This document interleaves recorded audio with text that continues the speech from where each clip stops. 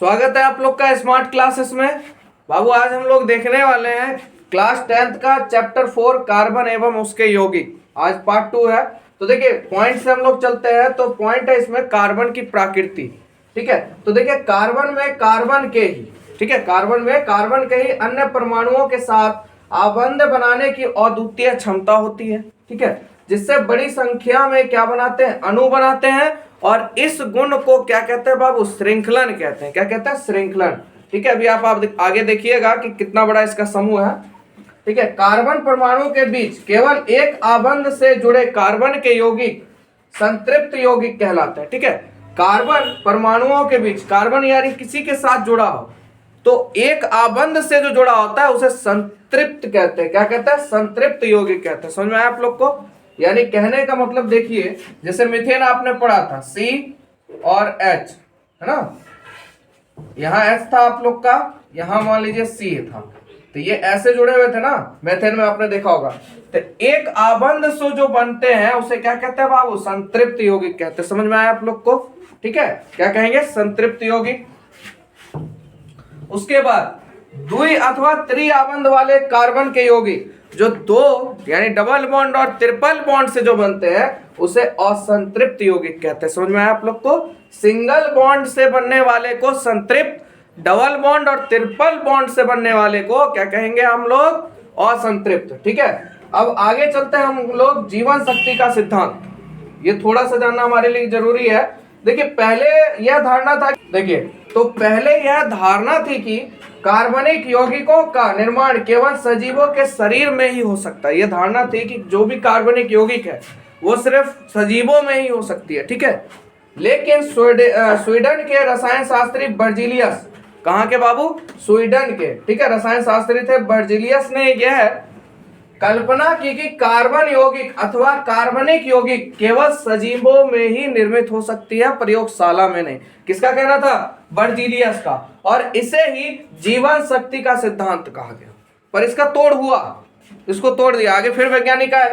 ठीक है, 1828 ईस्वी में फ्रेडरिक वोलर साहब आए। ठीक है, कौन साहब आए, वोलर साहब। उन्होंने अमोनियम साइनेट से यूरिया बनाकर इसे असत्य प्रमाणित कर दिया। ठीक है, यानी उन्होंने, वॉलर साहब ने अमोनियम साइनेट से यूरिया बनाकर इस जीवन शक्ति के सिद्धांत को क्या कर दिया, असत्य प्रमाणित कर दिया। ठीक है, तो आप लोग समझ गए जीवन शक्ति का सिद्धांत। और ये जो इन्होंने जीवन शक्ति का सिद्धांत मतलब जाना था वो लगभग 1780 के आसपास ये वैज्ञानिक साहब ने मतलब नियम कानून अपना लगाया था, बर्जीलियस साहब ने। ठीक है, फिर देखिए 1700, मान लीजिए 1780 में इसका मतलब बातचीत शुरू हुआ था जो उन्होंने प्रमाणित करने का सिस्टम अपनाया। और 1828 में इस नियम को असत्यापित कर दिया गया। मतलब सोचिए कितने साल तक रिसर्च हुआ होगा इस पे। ठीक है, अब चलते हैं हाइड्रोकार्बन पे। हाइड्रोकार्बन किसे कहते हैं, एग्जाम में इस बार जो एग्जाम दिए होंगे पिछले साल एक क्वेश्चन हाइड्रोकार्बन से था। ठीक है, हाइड्रोकार्बन किसे कहते हैं, तो हाइड्रोजन और कार्बन के संयोग से बने यौगिक को हाइड्रोकार्बन कहते हैं। देखिए कुछ नहीं, हाइड्रोजन और कार्बन से बने यौगिक को क्या कहते हैं, हाइड्रोकार्बन कहते हैं। समझ में आया आप लोग को? ठीक है, उसके बाद इसे दो भागों में बांटा गया। कितने भागों में बांटा गया बाबू, दो भागों में, संतृप्त हाइड्रोकार्बन और संतृप्त हाइड्रोकार्बन। समझे आप लोग? पहला क्या है, संतृप्त हाइड्रोकार्बन। और आपने अभी पढ़ा था संतृप्त यौगिक किसे कहते हैं, जो सिंगल बॉन्ड से बनते हैं यानी एकल बंधन बनाते हैं उसे क्या कहते हैं, संतृप्त यौगिक। उसी तरह ये भी चलेगा आप लोग का संतृप्त हाइड्रोकार्बन। और असंतृप्त हाइड्रोकार्बन जो दो और त्रि, है ना, दो या तीन आबंध से बनते हैं उसे क्या कहते हैं, असंतृप्त। और यहाँ पे भी असंतृप्त हाइड्रोकार्बन है। तो चलिए इस दोनों के बारे में हम लोग देखेंगे। चलिए बाबू, सबसे पहले हमारा संतृप्त हाइड्रोकार्बन। तो देखिए इसमें सभी, ठीक है, इसमें सभी कार्बन परमाणु, ठीक है, इसमें सभी कार्बन परमाणु किससे बंधे होते हैं, एकल बंधन से। ठीक है, उसे संतृप्त हाइड्रोकार्बन या एल्केन भी कहते हैं। ठीक है, यहां से जो आपका है सब इंपॉर्टेंट आपके एग्जाम के लिए, समझे आप लोग। यानी एकल बंधन से कार्बन के जितने भी परमाणु हैं एकल बंधन से जो जुड़े होते हैं उसे संतृप्त हाइड्रोकार्बन या एल्केन कहते हैं। समझ में आया? अब देखिए एल्केन का सूत्र क्या होता है, एग्जाम में बहुत बार पूछता है, एकदम ध्यान से देखिए, CnH2n। ठीक है, ठीक है, CN H2N plus N। Alkane का फॉर्मूला क्या होता है बाबू, एक साथ बोलिए, CnH2n प्लस N। तो इसको याद कर लीजिएगा। अब इस पे आधारित, ठीक है, हम बहुत सारे तत्वों को देखेंगे। अब इससे बनने वाले कार्बन यौगिक यानी कुछ यौगिकों को हम लोग देखेंगे और उसका नामांकन भी करेंगे, ठीक है। तो देखिए सबसे पहले हम N का वैल्यू क्या रहते हैं बाबू, 1, ठीक है, ध्यान समझिएगा। तो फॉर्मूला क्या है बाबू, CnH2n प्लस N। जहां जहां बाबू N है वहां पे आप क्या रख दीजिए, 1। तो C 1 रखिएगा तो C एक कम C, H2 1 रखिएगा, 2 एक कम 2, है ना। हाइड्रोजन कितना, H2n देखिए, H2n है ना, 2 प्लस 1, ठीक है। तो देखिए यहां पे अगर हम n का मान 1 लेते हैं तो देखिए 1, n का वैल्यू क्या है, देखिए 1, 2 एक कम 2, 3 एक 4। तो क्या बन गया हमारे पास यौगिक CH4। इसको क्या कहते हैं बाबू, मैथेन। क्या कहते हैं, मैथेन। अब इसका संरचना हम लोग बनाएंगे तो देखिए कार्बन 1 गो, अब हाइड्रोजन क्या गो, 4 गो। तो देखिए 1 2 3 1 4। तो देखिए ये हुआ संरचना सूत्र इसका, समझ में आया आप लोग को। और देखिए ये सभी किससे बने हुए हैं, एकल बंधन से, तो संतृप्त हाइड्रोकार्बन है। समझ में आया आपको निर्माण, मीथेन का निर्माण आप लोग समझ गए मीथेन का, ठीक है। अब लेते हैं बाबू n बराबर 2, ठीक है।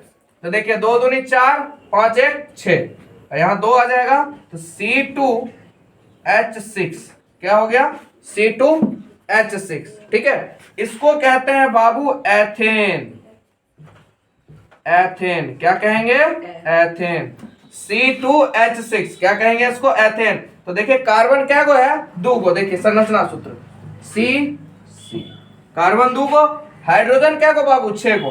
तो पहले देखिए इधर से नंबर लगा दीजिए, 1 2 3 4 5 6। देखिए पुर गया, सभी को एक बंधन से जोड़ दीजिए। देखिए है संरचना सूत्र बनाना आसान, कुछ है इसके अंदर। देखिए तो ये किसका है बाबू, एथेन का। किसका है, एथेन का। और ये किसका है बाबू, मैथेन का। समझ में आया आप लोग को। CH4 मैथेन का नाम क्या होता है बाबू, मैथेन। मैथेन तो नाम ही हो गया, इसका सूत्र क्या होगा, CH4। और संरचना कैसी होगी, इस तरह से। उसके बाद C2H6 किसका होता है, एथेन का। इसकी संरचना आप लोग समझ गए। 1 से 2 बार प्रैक्टिस कीजिएगा ना, संरचना आप अपने से बना लीजिएगा, कुछ नहीं है संरचना में, ठीक है। अब आगे संरचना देखते हैं, 1 2 देख लिया, अब 3 4 और देख लेते हैं। 3 तक 2 तक हमने देख लिया, अब देखेंगे 3। तो देखिए 3 दूनी 6 7 1 8, तो C3H8 है ना, C3H8 यानी कार्बन 3 हाइड्रोजन 8। इसको क्या कहेंगे बाबू, प्रोपेन। क्या कहेंगे, प्रोपेन। देखिए ऐसे नाम याद रखिए, 1 होगा कार्बन तो क्या चीज, मैथेन। 2 हुआ तो एथेन, 3 हुआ तो प्रोपेन, 3 हुआ तो प्रोपेन, और 4 हुआ तो बाबू ब्यूटेन। याद हो रहा है। 5 होगा तो पेंटेन, 5 से पेंटेन। 6 होगा तो हेक्सेन, 1 होगा तो मैथेन, 2 होगा तो एथेन, 3 होगा तो प्रोपेन, 4 होगा तो ब्यूटेन, 5 होगा तो पेंटेन, और 6 होगा तो हेक्सेन। याद हो गया होगा आप लोग को। चलिए प्रोपेन का हम लोग संरचना सूत्र बनाते हैं। आप लोग कॉपी किताब निकालिए, अपने से भी बना लीजिए। कार्बन कितना बाबू, 3 गो, 1 2 3 दे दिए, 3 गो। हाइड्रोजन क्या गो बाबू, 8 गो। चलिए पहले इन्हें लाइन लगा दीजिए, 1 2 3 4 5 6 7 8 लीजिए। हाइड्रोजन को जोड़ दीजिए इसके साथ, तो ये इसका संरचना बन गया।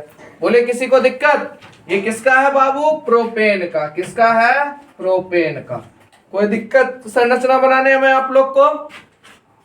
चलिए n का मान क्या लेंगे, 4, यहां रख दीजिए, आ जाएगा 4 दूनी 8 2 10। यानी कार्बन की संख्या कितनी बाबू, 4, ठीक है। कार्बन की संख्या 4, हाइड्रोजन की संख्या 10। कोई दिक्कत यहां तक। तो 4 को क्या कहेंगे, ब्यूटेन। तो कार्बन कितना चाहिए हमको बाबू, 4 को। 1 2 3 4 दे दिए। हाइड्रोजन क्या को चाहिए, दोनों 10 को। सटाइए दोनों तरफ, पहले 1 2 3 4 5 6 7 8 9 10। देखिए पुर गया। अब सगरुन हाइड्रोजन लगा दीजिए। आओ भाई हाइड्रोजन, बोलिए, है आसान संरचना सूत्र। इसको क्या कहेंगे बाबू? ब्यूटेन। क्या कहेंगे? ब्यूटेन। कोई दिक्कत यहां तक आप लोग को समझने में? चलिए, तो 5 पे क्या आएगा? n का मान 5, 5 दूनी 10, है ना? 5 दूनी 10 और 10 दू 12। तो यहाँ पे बाबू आपका हो गया कार्बन 5 गो, हाइड्रोजन क्या गो हो जाएगा? 12 गो कि 10 गो होगा? जल्दी बताइए। 12 गो, है ना?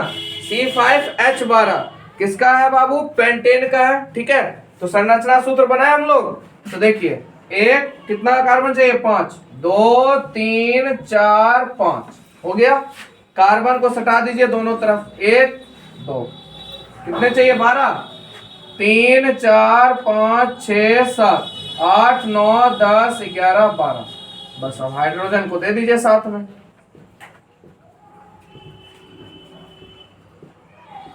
बोले कोई दिक्कत किसी को? तो किसका है ये बाबू? पेंटेन का। किसका है? पेंटेन का। कार्बन की संख्या 5 तो क्या हो जाएगा? पेंटेन। एक होगा तो मैथेन, मैं बार बार आपको याद करा रहा हूं। एक होगा तो मैथेन, 2 होगा तो एथेन, 3 होगा तो, जल्दी बोलिए, प्रोपेन, 4 होगा तो ब्यूटेन, 5 होगा तो पेंटेन और 6 होगा बाबू तो क्या हो जाएगा? हेक्सेन। यानी कार्बन होगा, कार्बन 6H14। ठीक है, C6H14। तो चलिए, कार्बन कितना चाहिए बाबू? 6 को।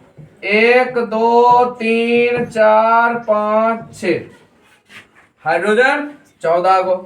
1 2 3 4 5 6 7 8 9 10 11 12 13 14। चलिए, हाइड्रोजन को इसके साथ जोड़ दीजिए।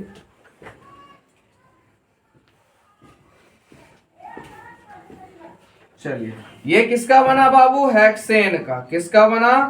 हेक्सेन का। कोई दिक्कत किसी को समझने में? यहां तक संरचना सूत्र समझने में? चलिए, यहां तक आप लोग समझ गए। अब आगे इसका पार्ट 3 में और हम लोग इसके बारे में जानेंगे। अगर आपको आज वीडियो अच्छा लगा हो तो लाइक ठोकिए बिंदास होके। ठीक है, मिलेंगे आप लोग से नेक्स्ट पार्ट में। आज के लिए इतना। चैनल को जरूर सब्सक्राइब करें, बेल आइकन जरूर दबाएं और अपने दोस्तों में कृपया जरूर शेयर करें। ठीक है।